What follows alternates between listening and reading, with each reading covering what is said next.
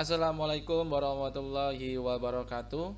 Salam sejahtera untuk kita semuanya. Teman-teman, Bapak Ibu semuanya, mudah-mudahan selalu dalam keadaan sehat dan selalu diberikan kesehatan menjelang tes seleksi P3K. Teman-teman, Bapak Ibu semuanya, pada video kali ini kita akan membahas soal P3K tryout yang ketujuh, ya. Soal adalah bentuk soal terbaru, 20 soal yang dilengkapi dengan pembahasan yang sangat jelas. Yang akan kita bahas mengenai pedagogik, manajerial, sosiokultural, dan wawancara. Baiklah teman-teman, Bapak Ibu semuanya, sebelum kita lanjut ke materi, kami mohon dukungan kepada teman-teman Bapak Ibu semuanya untuk support channel ini dengan cara like, subscribe, dan share.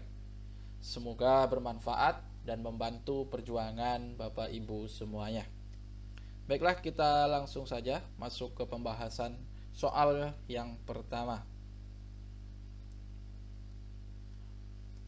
Upaya yang dapat dilakukan pendidik untuk memotivasi peserta didik agar termotivasi terhadap materi yang akan diberikan dengan cara A.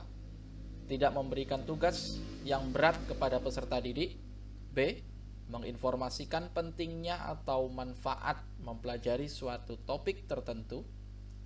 C. Hanya memberikan materi dasar saja yang mudah dipahami peserta didik. Yang D. Memberikan hadiah berupa uang pada peserta didik yang mendapat nilai maksimal. Yang E. Memberikan materi pelajaran dengan cara sesantai-santainya. Mari kita lihat. Jawabannya adalah menginformasikan pentingnya atau manfaat mempelajari suatu topik tertentu.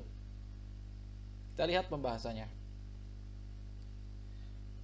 Upaya-upaya yang dilakukan oleh guru dalam meningkatkan motivasi belajar diantaranya menjelaskan tujuan belajar ke siswa, mengaitkan pelajaran dengan pelajaran yang lalu, penggunaan media pembelajaran, dan mengubah tempat belajar.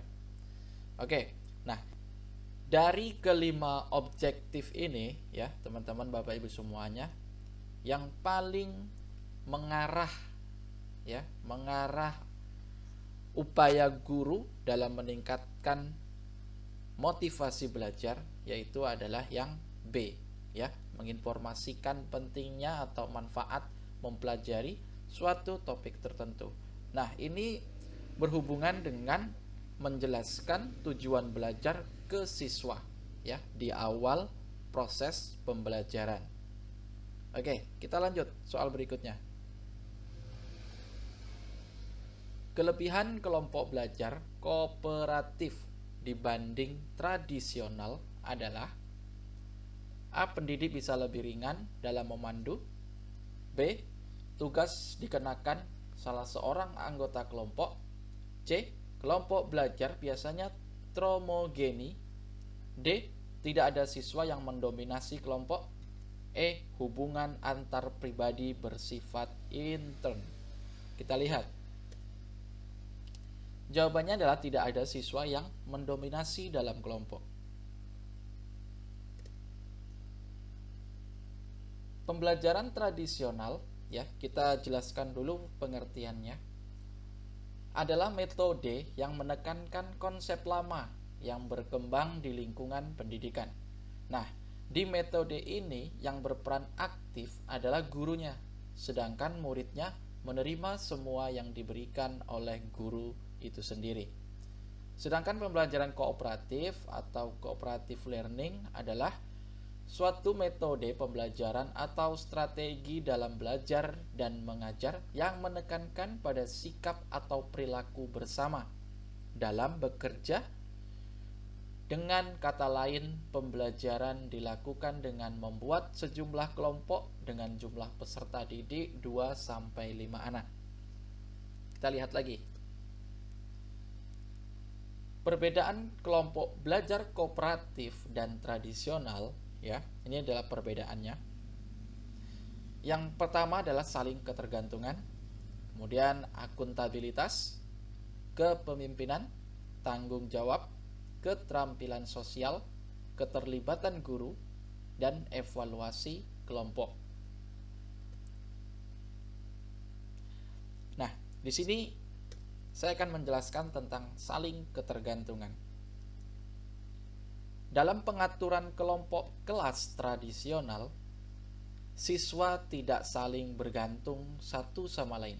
Ya, ini dalam kelas tradisional.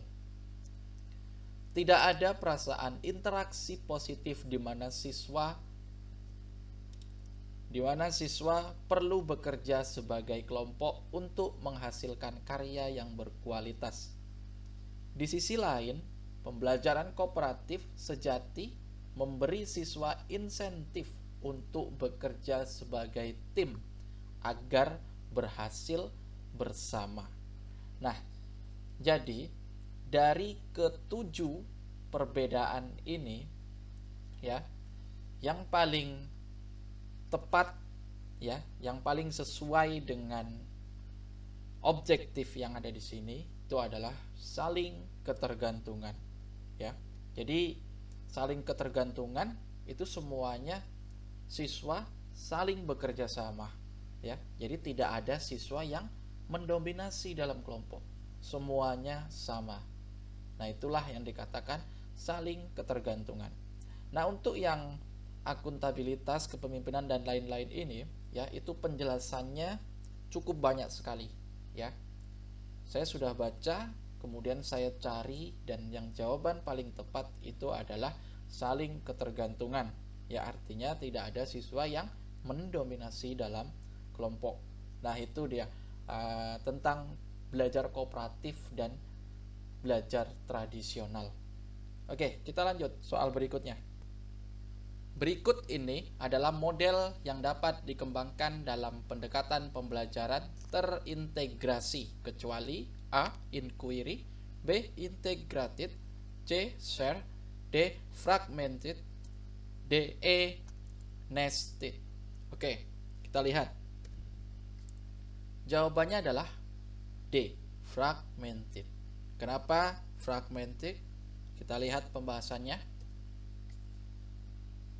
Pembelajaran terpadu tipe integrated atau keterpaduan. Nah, jadi integrasi atau integrated itu adalah keterpaduan. Adalah tipe pembelajaran terpadu yang menggunakan pendekatan antar bidang studi, ya. Menggabungkan bidang studi dengan cara menetapkan prioritas kurikuler dan menemukan keterampilan, konsep dan sikap yang saling tumpang tindih dalam beberapa bidang studi, ya, itu menurut Fogarty. Kita lihat lagi pembahasannya.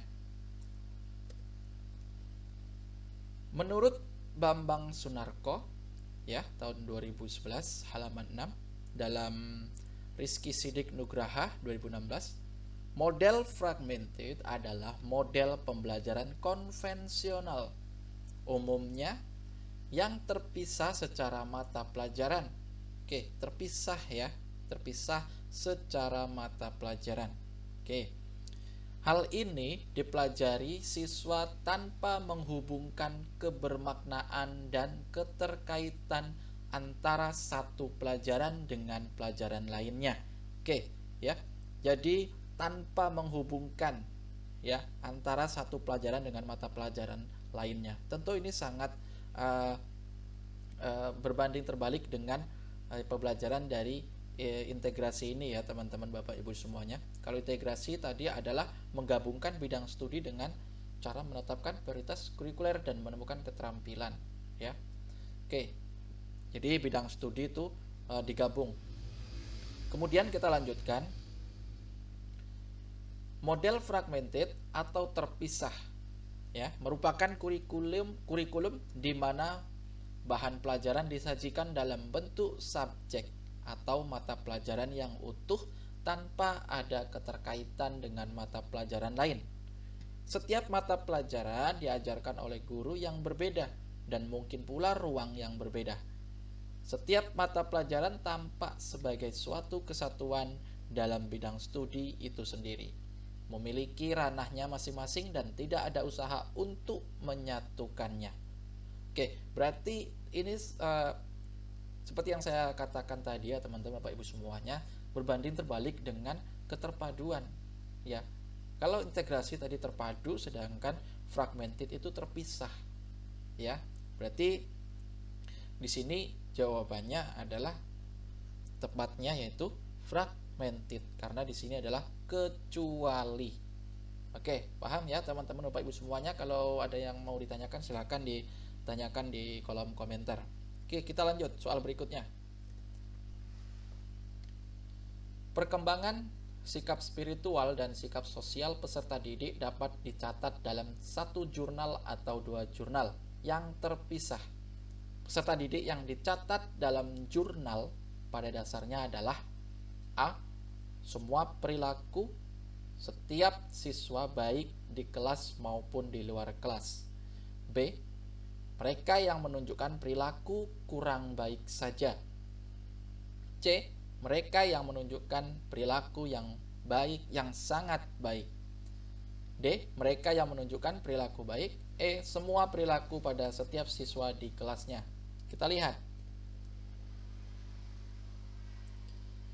Siswa yang dicatat dalam jurnal pada dasarnya adalah mereka yang menunjukkan perilaku yang sangat baik atau kurang baik secara alami. Oke, jadi yang dicatat dalam jurnal itu ada dua kemungkinan ya, yaitu yang berperilaku sangat baik atau yang berperilaku kurang baik. Nah, dari kelima objektif ini ya, yang paling tepat jawabannya adalah mereka yang menunjukkan perilaku yang sangat baik. Nah, kalau seandainya saja ya, kita lihat option yang B ya, mereka yang menunjukkan perilaku kurang baik saja ya. Kalau kata saja ini dihilangkan ya, kemungkinan jawabannya akan ada dua ya, sesuai dengan yang di pembahasan ini, sangat baik atau kurang baik. Oke, jadi kalau di sini ada kata saja, berarti menunjukkan hanya yang kurang baik saja, hanya satu ya. Sementara yang option C ya, mereka yang menunjukkan perilaku yang sangat baik ya, sangat baik sesuai dengan apa yang ada di penjelasan. Nah, jadi dari kelima option ini ya, yang paling tepat adalah yang C.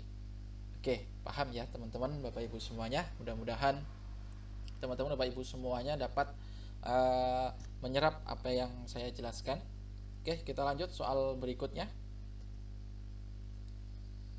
Gaya belajar peserta didik yang memiliki kesulitan jika pembelajaran dilakukan melalui presentasi verbal tanpa disertai gambar-gambar atau simbol. Sebaiknya menggunakan gaya belajar A. Kinesthetic learner, kemudian vokasi learner, kemudian visual learner, kemudian auditory learner, dan yang terakhir adalah adaptive learner. Kita lihat pembahasannya. Jawabannya adalah visual learner. Mengapa visual learner?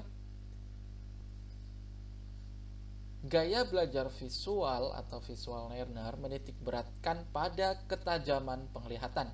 Artinya, bukti-bukti konkret harus diperlihatkan terlebih dahulu agar mereka paham gaya belajar seperti ini mengandalkan penglihatan atau melihat dulu buktinya untuk kemudian bisa mempercayainya.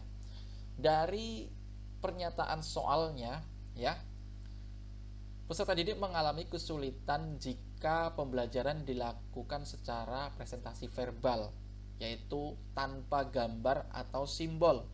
Artinya mereka akan lebih paham ketika menggunakan gambar ataupun simbol.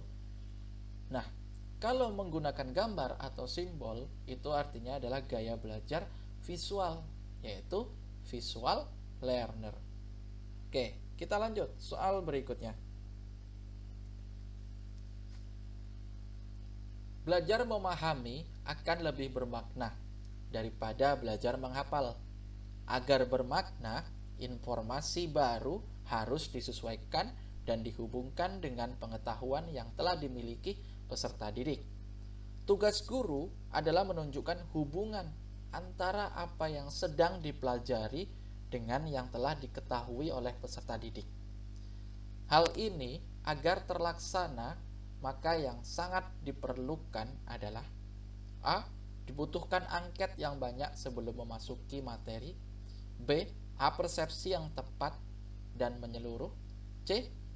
Memperbanyak tanya jawab sebelum mengawali pembelajaran. D.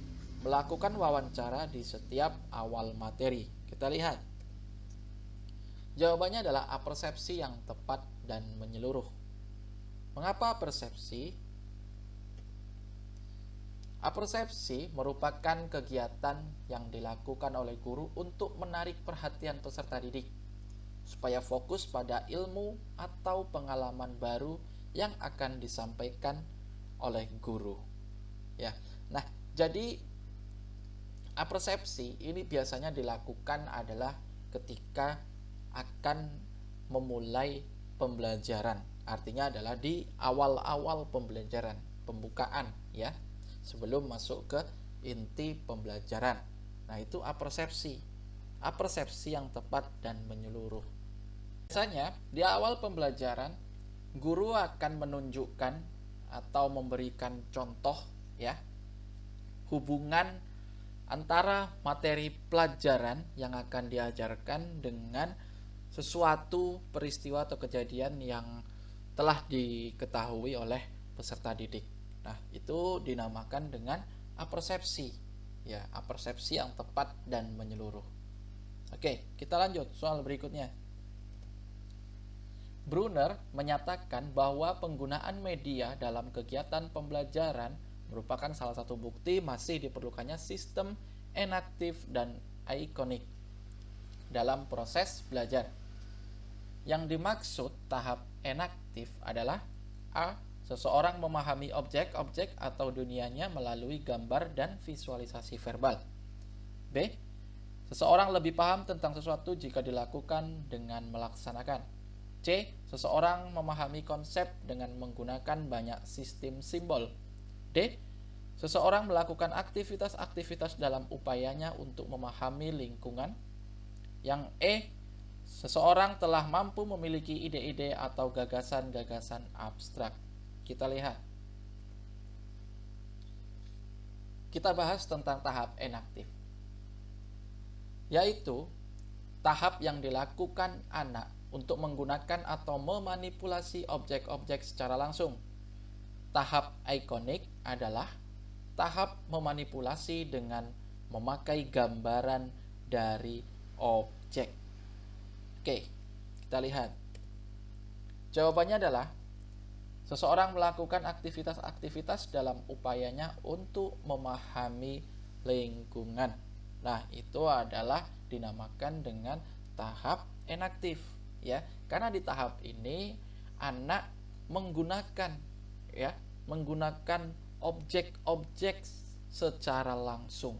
Sedangkan di tahap ikonik ya, itu anak ya memakai gambaran dari objek. Artinya anak adalah melihat gambar dari objek tertentu. Ya, gitu ya teman-teman. Mudah-mudahan teman-teman paham.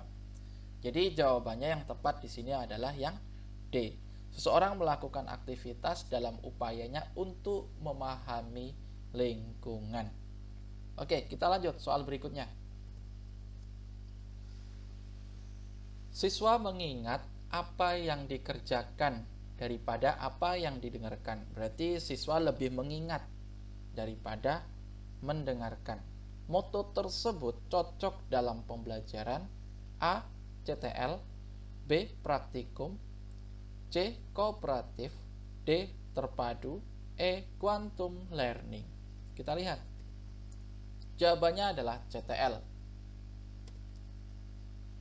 Pembahasannya, pembelajaran kontekstual atau contextual teaching learning yaitu pembelajaran yang membantu guru dalam mengkaitkan antara materi yang diajarkan dengan situasi dunia nyata siswa dan mendorong siswa membuat hubungan pengetahuan yang dimilikinya dengan penerapannya dengan kehidupan mereka sehari-hari. Ya, berarti dari pengertian kontekstual teaching learning, ya, siswa akan banyak mengingat ya apa yang dikerjakan daripada apa yang didengarkan. Itu mengapa jawabannya adalah CTL. Oke, kita lanjut soal berikutnya. Dalam proses pembelajaran, setiap individu memerlukan perlakuan yang berbeda, maka strategi dan upaya pelaksanaannya pun akan berbeda pula. Berikut ini yang bukan merupakan hal penting yang perlu diperhatikan berkaitan dengan karakteristik individual peserta didik, yaitu artinya di sini adalah kecuali yang tidak perlu ya, yang tidak perlu kita perhatikan yang berkaitan dengan karakteristik peserta didik.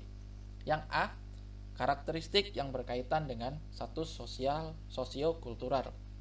Kemudian yang B, karakteristik yang berkaitan dengan kemampuan awal. Dan yang C, karakteristik yang berkaitan dengan daya pikir. Yang D, karakteristik yang berkaitan dengan perbedaan kepribadian. E, karakteristik yang berkaitan dengan latar belakang. Kita lihat pembahasannya. Dalam bukunya Sardiman ya menyebutkan bahwa terdapat 3 macam hal karakteristik atau keadaan yang ada pada siswa yang perlu diperhatikan guru. Oke, yang perlu ya diperhatikan oleh guru. Sementara pertanyaannya itu adalah yang bukan, yang tidak perlu kita perhatikan. Yang A, karakteristik atau keadaan yang berkenaan dengan kemampuan awal siswa. Kemampuan berarti ada di sini ya, teman-teman Bapak Ibu. Kemampuan awal. Kemudian karakteristik atau keadaan siswa yang berkenaan dengan latar belakang dan status sosial.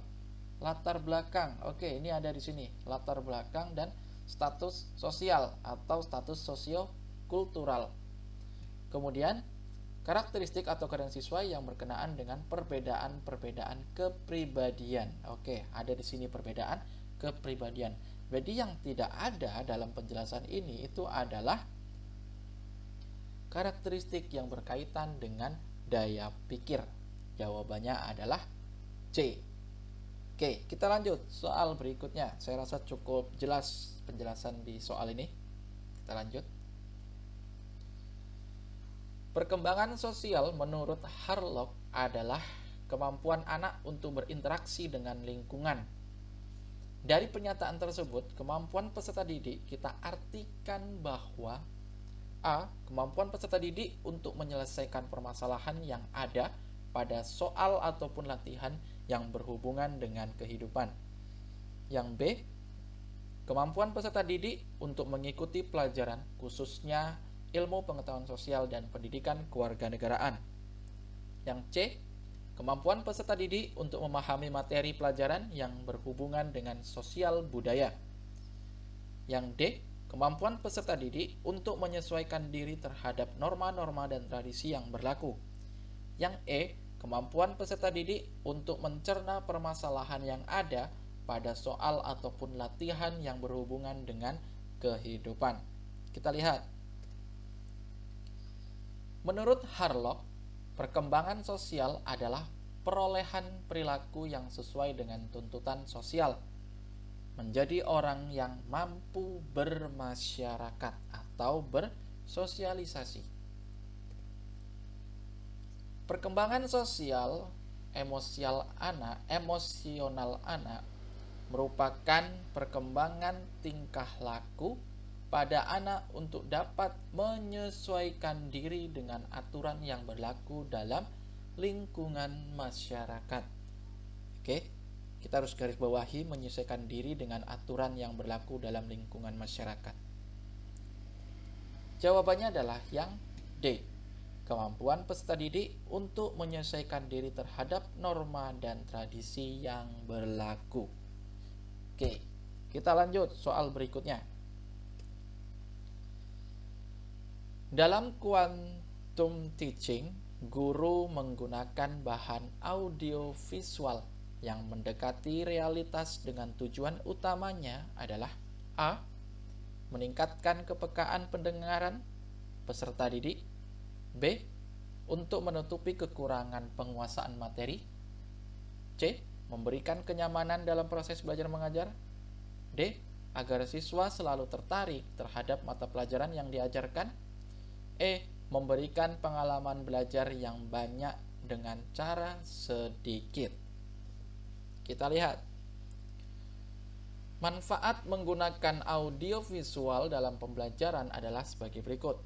Pembelajaran yang diserap melalui penglihatan atau visual sekaligus dengan pendengaran atau audio dapat mempercepat daya serap peserta didik dalam memahami pelajaran yang disampaikan.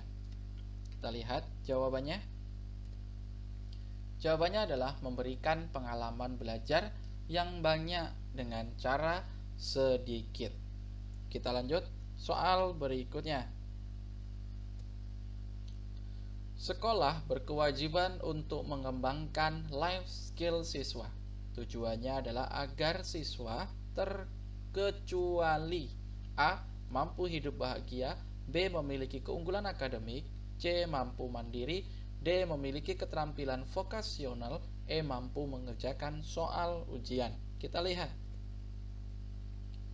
Secara umum, tujuan dari pengembangan kecakapan hidup atau life skill adalah untuk memfungsikan pendidikan sesuai dengan fitrahnya, yaitu mengembangkan potensi manusiawi peserta didik untuk menghadapi perannya di masa datang. Jawabannya yang tepat adalah mampu mengerjakan soal ujian. Nah, ini kecuali ya, tujuannya agar siswa ya, kecuali. Oke, teman-teman Bapak Ibu semuanya paham ya? Oke, kita lanjut soal berikutnya.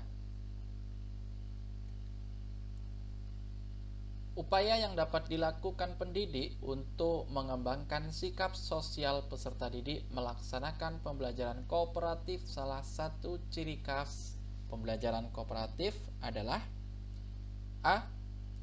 Pendidik dalam memberikan materi pelajaran selalu dengan penugasan dan kelompok. B. Pembelajaran kooperatif, pembelajaran yang menuntut siswa aktif sendiri. C. Siswa yang pintar bersedia membantu temannya yang belum memahami materi pelajaran. D. Pendidik dalam memberikan materi pelajaran dengan cara diskusi yang aktif. E. Siswa yang dituntut mengkolaborasikan materi yang diberikan pendidik dengan kehidupan sehari-hari. Kita lihat. Menurut Depdiknas, ya, model pembelajaran kooperatif dikembangkan untuk mencapai 3 tujuan pembelajaran penting, yaitu A. Meningkatkan hasil akademik dengan meningkatkan kinerja siswa dalam tugas-tugas akademiknya. Siswa yang lebih mampu akan menjadi narasumber bagi siswa yang kurang mampu, yang memiliki orientasi dan bahasa yang sama. Yang B. Memberi peluang agar siswa dapat menerima teman-temannya yang mempunyai berbagai perbedaan latar belakang, seperti perbedaan suku, agama, kemampuan akademik, dan tingkat sosial. Yang C. Mengembangkan keterampilan sosial siswa. Keterampilan sosial siswa yaitu berbagi tugas, aktif bertanya, mengemukakan pendapat, dan lain sebagainya. Kita lihat.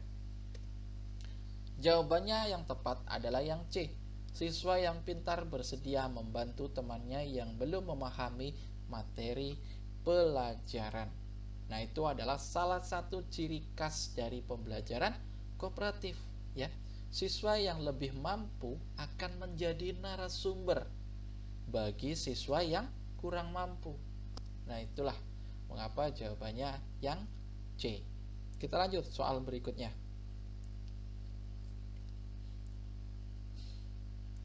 Karakteristik peserta didik dapat diartikan keseluruhan pola kelakuan atau kemampuan yang dimiliki peserta didik sebagai hasil dari pembawaan dan lingkungan. Alasan yang tepat mengapa pendidik wajib memahami karakter peserta didik adalah A. Agar mudah mengelompokkan bila kita menggunakan metode diskusi dalam pembelajaran. B.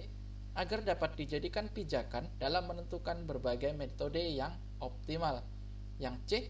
Agar mudah koordinasi dengan keluarganya bila terjadi sesuatu masalah pembelajaran. Yang D. Sebagai bahan dasar mengisi induk dan administrasi sekolah. Yang E. Agar kita sebagai pendidik mudah dalam memberikan penilaian sikap. Kita lihat. Jawabannya adalah agar dapat dijadikan pijakan dalam menentukan berbagai metode yang optimal. Nah, jadi sebagai pendidik ya, kita wajib memahami karakter dari setiap peserta didik. Ya. Tujuannya apa? Mengapa kita harus paham dengan karakter peserta didik? Ya, agar kita bisa menentukan atau membuat metode pembelajaran ketika kita akan mengajar di kelas. Nah, jadi kita sebagai pendidik wajib memahami karakter dari setiap peserta didik agar dapat menjadikan pijakan dalam menentukan berbagai metode yang optimal yang akan kita gunakan nantinya dalam belajar. Nah, itu ya jawabannya teman-teman Bapak Ibu semuanya. Kita lanjut soal berikutnya. Berikut ini keuntungan pembelajaran kooperatif. A. Menghilangkan sifat mementingkan sendiri. B. Mengembangkan nilai-nilai sosial dan komitmen. C. Mempermudah siswa melakukan penyelesaian soal. D. Meningkatkan kepekaan dan kesetia kawanan. E. Pendidik bisa mengamati dari jarak jauh. Kita lihat. Belajar kooperatif akan meningkatkan interaksi antar siswa. Oke. Hal ini terjadi dalam hal seorang siswa akan membantu siswa lain untuk sukses sebagai anggota kelompok. Saling memberikan bantuan ini akan berlangsung secara alamiah karena kegagalan seseorang dalam kelompok mempengaruhi suksesnya kelompok tersebut. Maka jawabannya adalah yang B. Mengembangkan nilai-nilai sosial dan komitmen. Oke, kita lanjut soal berikutnya. Penilaian hasil belajar siswa didasarkan pada karya dan tugas siswa, kemampuan dalam proses pembelajaran dan hasil post-test tersebut ya. Yang A. Pra-assessment. B. Konstruktivisme. C. Menyenangkan. D. Masyarakat belajar. E. Authentic assessment. Kita lihat. Jawabannya adalah authentic assessment. Mengapa demikian? Assessment dapat dilakukan tanpa evaluasi, tetapi evaluasi tidak dapat dilakukan tanpa assessment. Assessment autentik merupakan suatu penilaian yang dilakukan melalui penyajian atau penampilan oleh siswa dalam bentuk pengerjaan tugas-tugas atau berbagai aktivitas tertentu yang langsung mempunyai makna pendidikan. Nah, jadi yang didasarkan pada karya dan tugas itu yang harus kita pahami ya. Kata kuncinya ada di situ. Oke. Sesuai dengan yang ada di pembahasan ya, teman-teman Bapak Ibu semuanya. Oke, kita lanjut soal berikutnya.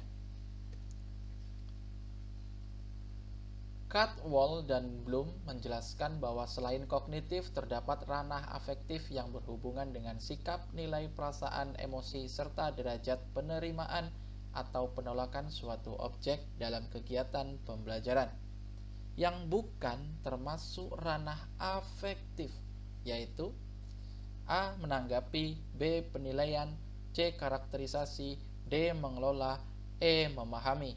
Kita lihat. Apa itu ranah afektif? Ranah afektif adalah ranah yang berhubungan dengan sikap, nilai, perasaan, emosi, serta derajat penerimaan atau penolakan suatu objek dalam kegiatan belajar mengajar, yaitu menurut Cadwell dan Bloom. Nah, kemudian mereka membagi ranah afektif menjadi 5 kategori, yaitu yang pertama receiving atau attending atau penerimaan, kemudian responding atau menanggapi, yang selanjutnya valuing atau penilaian, kemudian organization atau organisasi atau mengelola, dan yang terakhir adalah characterization atau karakteristik. Dari kelima ini yang tidak ada di sini adalah memahami.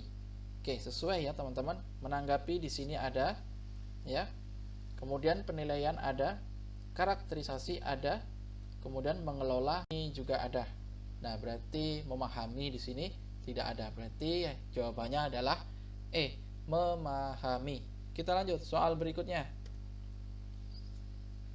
Berdasarkan teori Vygotsky, pembelajaran lebih diarahkan pada penggunaan strategi untuk mengembangkan kemampuan intermentalnya daripada kemampuan intramentalnya. Yang dimaksud dalam teori tersebut adalah A. Peserta didik diberikan banyak tugas di rumah agar terlatih. B. Peserta didik diarahkan agar memecahkan masalah secara mandiri. C. Peserta didik berkolaborasi dengan teman sebaya agar memperoleh informasi baru. D. Peserta didik diberi bimbingan agar dalam pembelajaran dapat maksimal. E. Peserta didik diajak untuk diskusi agar pemahaman terhadap suatu materi merata. Kita lihat. Jawabannya adalah yang B. Peserta didik diarahkan agar memecahkan masalah secara mandiri. Kita lihat pembahasannya. Konsep teori perkembangan kognitif Vygotsky terdapat pada 3 hal. Yang pertama, hukum genetik tentang perkembangan atau genetic law of development. Kemudian yang kedua adalah zona perkembangan proksimal atau zone of proximal development. Yang ketiga adalah mediasi. Nah, di sini ya, yang saya beri warna kuning ya, kita harus jelaskan dulu tingkat perkembangan aktual yang tampak dari kemampuannya menyelesaikan tugas-tugas atau memecahkan masalah secara mandiri, dan tingkat perkembangan potensial yang tampak dari kemampuan seseorang dalam menyelesaikan tugas atau pemecahan masalah di bawah bimbingan orang dewasa. Nah, jadi ada 3 hal yang terdapat dalam teori kognitif Vygotsky. Nah, jadi objektif atau jawaban yang B ini masuk dalam teori perkembangan kognitif dari Vygotsky, yaitu yang saya beri tanda kuning ya. Ini langsung saja saya jelaskan, langsung saya beri tanda kuning supaya tidak kepanjangan saya menjelaskan dari nomor 1, 2, dan 3. Jadi kita langsung ke intinya saja. Oke, itu ya teman-teman. Kita lanjut soal berikutnya. Peta konsep dikembangkan berdasarkan kerja otak untuk mengingat informasi dalam bentuk. Oke, kita harus paham peta konsep ya. Apa itu peta konsep? Kita harus paham. Pasti semua teman-teman, Bapak Ibu semuanya juga sudah paham apa sih peta konsep itu, dan juga pasti sudah melihat. Nah, jadi peta konsep itu dalam bentuk yang A, frasa, B, kinetik, C, simbol, D, suara musik, E, parsial. Pasti teman-teman, Bapak Ibu semuanya sudah tahu jawabannya, dan jawabannya adalah sudah pasti simbol. Oke, kita lanjut soal berikutnya. Dan ini adalah soal terakhir kita ya, soal nomor 20 ya teman-teman, Bapak Ibu. Dalam memberikan tugas, pendidik bisa memberikan tugas tak struktur. Yang dimaksud dengan tugas tak struktur adalah A. Tugas yang diberikan kepada siswa dalam jangka waktu yang cukup lama. B. Tugas yang diberikan kepada siswa tanpa perencanaan terlebih dahulu. C. Tugas yang diberikan kepada siswa tanpa terkait dengan materi yang ada. D. Tugas yang diberikan kepada siswa yang tidak ada dalam program atau RPP. E. Tugas yang diberikan kepada siswa dengan materi acak atau tidak runtut. Kita lihat, apa sih tugas tak struktur itu? Yaitu tugas yang diberikan kepada peserta didik dalam bentuk pendalaman materi oleh peserta didik yang dirancang guru untuk mencapai kompetensi dasar tertentu yang waktu penyelesaiannya ditentukan oleh peserta didik itu sendiri. Maka jawabannya adalah yang A. Tugas yang diberikan kepada siswa dalam jangka waktu yang cukup lama. Mengapa cukup lama? Karena penyelesaiannya ditentukan oleh peserta didik itu sendiri. Nah, itu adalah pengertian dari tugas tak struktur. Itu ya teman-teman Bapak Ibu semuanya. Mudah-mudahan apa yang saya jelaskan dan yang saya tampilkan, mudah-mudahan teman-teman Bapak Ibu semuanya paham dan bermanfaat bagi perjuangan teman-teman Bapak Ibu semuanya. Baiklah teman-teman Bapak Ibu semuanya, terima kasih sudah menyaksikan dan meluangkan waktunya untuk menonton video ini. Mudah-mudahan apa yang saya sampaikan bermanfaat ya, dan menjadi referensi bagi teman-teman Bapak Ibu semuanya. Teman-teman Bapak Ibu semuanya, kami mohon dukungan pada teman-teman Bapak Ibu semuanya dengan cara like, subscribe, dan share apabila bermanfaat. Oke teman-teman Bapak Ibu semuanya, jika ada pertanyaan silahkan ditulis pertanyaan di kolom komentar. Dan apabila ada jawaban yang tidak atau yang kurang berkenan di hati teman-teman Bapak Ibu semuanya, juga silahkan komentar di kolom komentar. Dan yang ingin mengikuti tryout ini, tryout ke-7 ya, link saya berikan di deskripsi video. Silahkan dicek. Baiklah teman-teman Bapak Ibu semuanya, terima kasih sudah menyaksikan video ini ya. Sampai bertemu kembali di video selanjutnya. Assalamualaikum warahmatullahi wabarakatuh.